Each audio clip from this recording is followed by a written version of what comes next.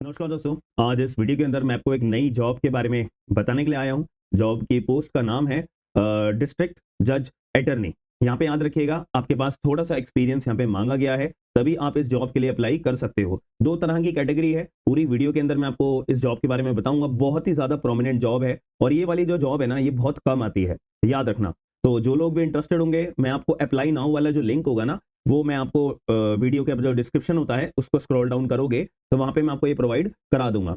दूसरी बात ये है कि इसकी जो लास्ट डेट है वो 31 दिसंबर 2025 को लास्ट डेट रहेगी। 31 दिसंबर से पहले पहले अपना फॉर्म भर दीजिएगा। चलो ज्यादा देरी ना करते हैं, वीडियो को स्टार्ट करते हैं। सबसे पहली बात, यहाँ पे जो जॉब की पोस्ट आई हुई है, यहाँ पे याद रखना, Indo Tibetan border police force ये डिपार्टमेंट है। इस डिपार्टमेंट के अंदर आपको जो है अगर आप सेलेक्ट हो जाते हो तो आपका नाम क्या इस प्रकार से, मतलब पोस्ट का नाम आपको क्या दिया जाएगा, डेप्यूटी जज अटर्नी, जिसको हम शॉर्ट फॉर्म में बोलते हैं DJA। तो आपको ये पोस्ट मिलेगी 2025 की। अपने आप में ये पोस्ट है, बहुत कम आती है, मैं बार बार बोल रहा हूँ। अब मुद्दे की बात यह है कि लास्ट 2 दिसंबर से अपने एप्लीकेशन फॉर्म शुरू हो चुके हैं और 31 दिसंबर रात को 12 बजे से पहले पहले आपको फॉर्म अपना भर देना है, ठीक है। अब यहाँ पे टोटल वैकेंसी की बात करें तो भैया टोटल 7 वैकेंसीज यहाँ पे आई हुई है, जिसमें जनरल वालों के लिए 5 हैं, ST वालों के लिए 1 है, OBC वालों के लिए 1 है। टोटल मिलाया जाए 7 पोस्ट है। मैं बिल्कुल मुद्दे की बात करूंगा, ठीक है। पे स्केल यहाँ पे बात करी जाए तो 11th ग्रेड का आपको अपना पे स्केल मिलता है, जिसमें 67,700 रुपए से लेकर 2,08,000 रुपए तक जाता है। ये केवल और केवल अपने आप में बेसिक पे होता है। इसके बाद जो अलाउंसेस आपको मिले जाएंगे, डियरनेस अलाउंस मिलेगा, स्पेशल कंपनसेटरी अलाउंस मिलेगा, ट्रांसपोर्ट का अलाउंस मिलेगा, लीव ट्रेवल कंसेशन मिलेगा, फ्री मेडिकल फैसिलिटी आपको भी, आपके पूरे के पूरे परिवार वालों को भी सब कुछ मिलेगा इन शॉर्ट। तो अगर हम बात करें तो 1 लाख रुपीज तक आपकी सैलरी बनती है इन हैंड, प्लस जो अलाउंसेस होते हैं वो अलग होते हैं, याद रखना। अब यहाँ पे जो है आपका एलिजिबिलिटी क्राइटेरिया की बात करें तो भाई आपकी उम्र जो है ना 40 साल से नीचे होनी चाहिए, याद रखना। जब आप फॉर्म भर रहे हो तो उस टाइम पे 40 साल से नीचे की आपकी उम्र होनी चाहिए। अब यहाँ पे क्या बोला है, मैंने आपको कहा था ना, 2 तरह की एलिजिबिलिटी। यहाँ पे देखो, यहाँ तो आपके पास लॉ वाली डिग्री हो, अब BLLB हो या LLB हो, प्लस आपके पास 7 इयर्स का एक्सपीरियंस होना चाहिए, ठीक है। या फिर यहाँ पे लिखा है और का मतलब है कि अगर हमारे पे लॉ प्लस 7 इयर्स नहीं है तो उन्होंने बोला है अगर आपके पास मास्टर्स डिग्री है, मास्टर्स डिग्री में हमारी लॉ वाली प्रोफेशन में LLM होता है, तो या तो आपके पास LLM है और उसके अंदर आपके पास 5 साल का अगर एक्सपीरियंस है ना, तो भैया काम चल जाएगा। मुद्दे की बात ये है, ठीक है। और ऑब्वियस सी बात है, should be qualified for enrolment as an advocate, ठीक है। आप एडवोकेट का आपका पास अपना एनरोलमेंट भी होना चाहिए।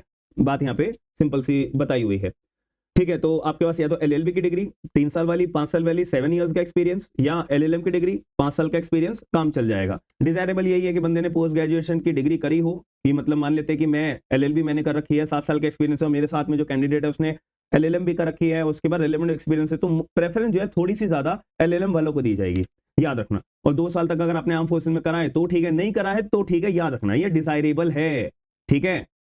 बस बात खत्म। अब यहाँ पे डेट जो आपकी इवैल्यूएट करी जाएगी वो 31 दिसंबर 2025 तक ही आपकी 40 साल से कम उम्र होनी चाहिए, ठीक है। बस ये अपनी सर्टिफिकेशन है। आपको अपने डेट को अगर प्रूव करना है तो आपको 10वीं का अपना मार्कशीट ले आ जाओ, और अगर आप रिजर्व कैटेगरी के लिए अप्लाई कर रहे हो तो उनका सर्टिफिकेट लगेगा, वगैरह वगैरह, ठीक है जी। ये और इन्होंने बोला ST SC से आप अप्लाई कर रहे हो तो भाई 5 साल का आपको एज रिलैक्सेशन भी है, OBC वालों को 3 साल का है, और सिविलियन सेंट्रल गवर्नमेंट सर्वेंट हो तो उसके लिए भी 5 साल का आपको कंसेशन दिया जाएगा। बस यही बात है। डॉक्यूमेंटेशन आपको यहाँ पे बताए हुए हैं, कौन कौन से डॉक्यूमेंटेशन आपको लगाने पड़ेंगे, अगर आप जॉब वाले हो तो भी, नहीं वाले हो तो भी। अब यहाँ पे ना फिजिकल स्टैंडर्ड भी बोला है भाई, आप अगर एक मेल पर्सन हो तो आपकी एटलीस्ट 165 सेंटीमीटर के अंदर हाइट होनी चाहिए। फीमेल अगर आप हो 157 सेंटीमीटर के अंदर आपकी हाइट होनी चाहिए, याद रखना। और जो चेस्ट का पोर्शन होता है तो वो भी बताया हुआ है इसके अंदर, ठीक है। वेट जो होता है वो ये भी बताया हुआ है कि ज्यादा आप हेल्दी नहीं होने चाहिए, ठीक है। बस ये इसमें बता रखा है। मेडिकल स्टैंडर्ड देखने की जो दृष्टि होती है डिस्टिंक्ट, ये आपकी होनी चाहिए, याद रखना। ये बहुत इंपॉर्टेंट चीजें हैं, अगर एक भी चीज में आप मिस हो गए ना तो वो डिस्क्वालीफाई कर देते हैं, याद रखना। क्योंकि यार ये आर्मी की पोस्ट है एक तरीके से, ठीक है, आर्म फोर्सेज की, तो यहाँ पे बहुत ज्यादा आपको ध्यान रखा जाता है। यूनिफॉर्म वगैरह का भी इन्होंने पूरा पैटर्न बताया हुआ है, ठीक है। टैटू की बात करी जाए, being a secular country the religious sentiment of our countrymen are to be respected and thus tattoo depicting religious symbol or figures and the names as followed in Indian Army are permitted। इसका मतलब ये है कि भाई देखो, अगर मैं कोई धर्म का हूँ, फला फला धर्म का हूँ, उसका मैंने धार्मिक अपना कोई टैटू बनवा रखा है, कोई नाम लिखवा रखा है तो भाई उसके रिस्पेक्ट आपकी करी जाएगी, उसके लिए आपको कोई मना ही नहीं है। बट ऐसा नहीं है कि आप कुछ भी अपना नाम गुदवा दिया आपने या कुछ भी करवा दिया तो वो अलाउड नहीं होता है, याद रखना मेरी बात, ठीक है। तो ये बात भी याद रखिएगा। चलो ये बात भी, और साइज भी बता रखा है कितना साइज आपका होना चाहिए, एल्बो के ऊपर हो, हाथ के ऊपर हो, वगैरह वगैरह, ठीक है।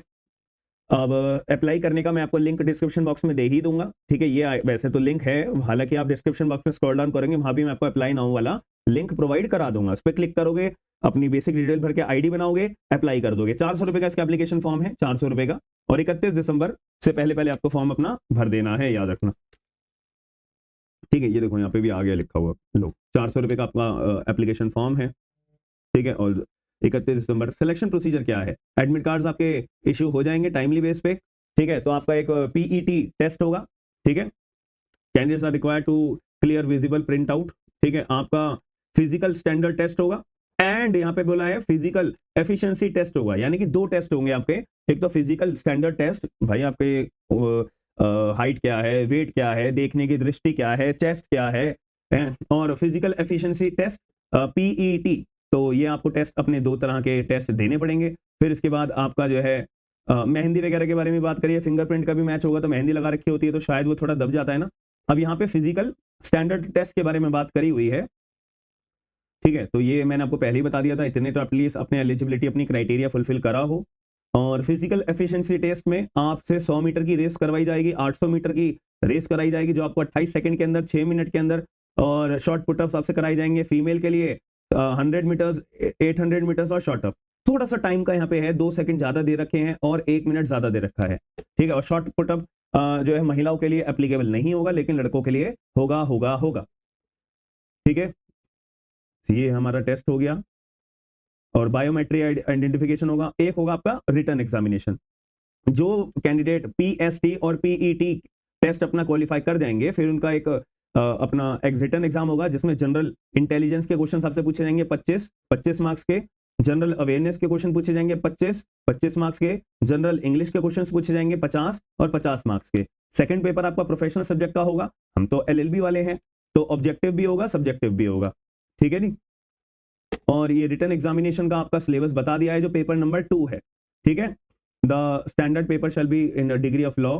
नेगेटिव मार्किंग भी होगी 1/4 की, 1/4 की, ठीक है। 0.25 यहाँ पे आपके नेगेटिव मार्किंग भी होगी। सिलेबस यहाँ पे बताया हुआ है, कॉन्स्टिट्यूशन, सीपीसी और सिविल प्रोसीजर, आईपीसी के साथ में बीएनएस, एविडेंस के साथ में बीएसए, नारकोटिक्स का, एसटी एससी के कानून, इलेक्ट्रिसिटी थेफ्ट, जितने भी हमारे कानून होते हैं, साइबर लॉ के रिगार्डिंग, कॉन्ट्रैक्ट पार्टनरशिप के रिगार्डिंग, ठीक है, मोटर व्हीकल एक्सीडेंट क्लेम के regarding, arbitration, Hindu law, Muslim law, TPA, domestic violence, civil और क्रिमिनल के जो भी जजमेंट राइटिंग होती है वो भी आपसे पूछी जाएगी, क्योंकि आप डिस्ट्रिक्ट जज अटर्नी बन रहे हो यार। ये तो ऑब्वियस सी बात है, आपसे करेंगे। जो मैंने आपको मेरे जो कैंडिडेट्स हैं जिनको मैंने बैच पढ़ाए हुए हैं, मैंने उनकी जजमेंट राइटिंग के ऊपर भी बहुत मदद करी है, ठीक है। मैंने कहा था कि भाई ये पेपर में पूछा जाएगा, ठीक है जी। बस ये आपका 55% और 50% ये आपका क्वालिफाइंग नेचर के मार्क्स हैं। हालांकि कट ऑफ तो बाद में ही डिक्लेयर करी जाएगी। फिर आपके डॉक्यूमेंट चेक होंगे, इंटरव्यू होगा। इंटरव्यू के अंदर यहाँ पे बोला हुआ है कि प्रोफेशनल क्वालिफिकेशन में ये आपके मार्क्स जुड़ेंगे, और प्रोफेशनल नॉलेज जो है वो इंटरव्यू बोर्ड डिसाइड करेगा,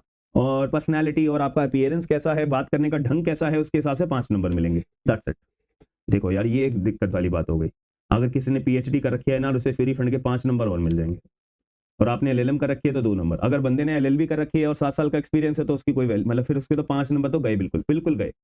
उसका 15 नंबर में से वाइस को स्कोर करना पड़ेगा, ठीक है। तो ये बहुत प्रॉब्लमेटिक वाली बात है, ठीक है। बट ये बात याद रखना, अगर और जो टेस्ट वगैरह हुए हैं उनमें अगर आपका इवेलुएट करके रिटर्न में अच्छे लिए आए और इंटरव्यू में अच्छे लिए आए, एग्रीगेट अच्छा बन गया, पार हो जाओगे आप, ठीक है। बहुत बढ़िया ये पोस्ट है। बस ये सारी डिटेल्स मैंने आपको बस बता दी हैं। तो जितने भी लोग अपना इंटरेस्टेड है ना, तो मैं तो यही बोलूंगा भाई, आंख बंद करके आप सीधा का सीधा अभी के अभी जब भी वीडियो आपके पास पहुंच रही है ना भाई, अप्लाई कर दो, क्योंकि ये ऐसी अपॉर्चुनिटी है जो हर किसी को ना मिलती नहीं है देखने को डेली बेसिस पे। तो अगर आपको कोई भी डिफिकल्टी या प्रॉब्लम आएगी तो मुझे एक बार कमेंट बॉक्स के अंदर अपनी डिफिकल्टी या डाउट मुझसे डिस्कस कर लेना। साथ में और भी बहुत सारी अपडेट्स आई हुई हैं जॉब्स के रिगार्डिंग, तो मैं आपको वो प्रोवाइड कराता रहूंगा, जैसे हमेशा प्रोवाइड कराते रहता हूं। फिर भी आपके मन में कोई क्वेरी हो तो मुझे कमेंट बॉक्स के अंदर बताना। और अभी सीबीआई एपीपी का पेपर है भाई, उसकी तैयारी में लग जाओ। मैंने अपने एसएलजी लॉ क्लासेस में एक तो सीवीसी का तो पहली लेक्चर अपलोड करा हुआ था, और अब प्रिवेंशन ऑफ करप्शन एक्ट का भी लेक्चर अपलोड कर दिया है। पूरा का पूरा 1 शॉट के अंदर आपका सारा काम हो जाएगा। तो बस तैयारी करते रहो, बार बार रिवाइज करो, जितना ज्यादा रिवीजन करोगे उतना बेहतर एग्जाम के अंदर कॉन्फिडेंट फील करोगे, याद रखना। और वीडियो को शेयर कर देना, लाइक कर देना, चैनल को सब्सक्राइब नहीं करा है तो जरूर कर देगा। मिलते हैं नेक्स्ट वीडियो के अंदर। थैंक यू, धन्यवाद।